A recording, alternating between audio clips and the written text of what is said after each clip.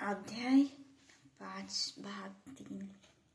हाफिज ने उसे वह वाकया भी सुनाया कि जब युवा सेल्समैन ने अपनी कीमत घटाने से इनकार किया तो रोमन सिपाही ने उस वस्त्र को लेकर उठाकर हाफिज के मुंह पर मारा।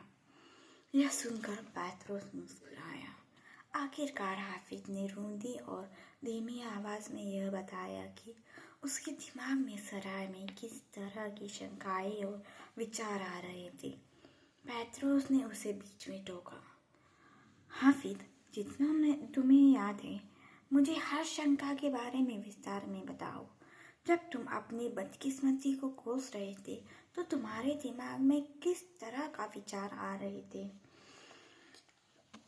जब हाफिज ने अपनी सारी शंकाएं और डर बता दिए तो बूढ़े आदमी ने पूछा, अब तुम मुझे वह विचार बताओ जिसके कारण तुम्हारी सारी शंकाएं काफूर हो गई। वह विचार जिसके कारण तुम में एक बार फिर हिम्मत आ गई और तुमने अगले दिन वस्त्र बेचने का संकल्प कर लिया।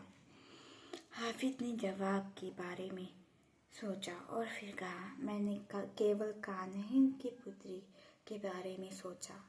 उस गंदी सराय में भी मैं यह जानता था कि अगर मैं असफल हो गया तो मैं कभी उसका सामना नहीं कर सकता था।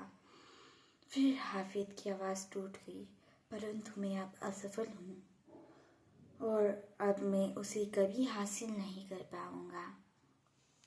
तुम असफल हो गए? मैं समझ नहीं पाया।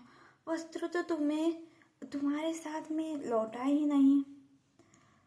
हाफिज ने गुफा की बच्चे की वस्त्र की कहानी इतनी धीमी आवाज में सुनाई कि पैत्रोस को पूरी बात सुनने के लिए आगे की तरफ झुकना पड़ा।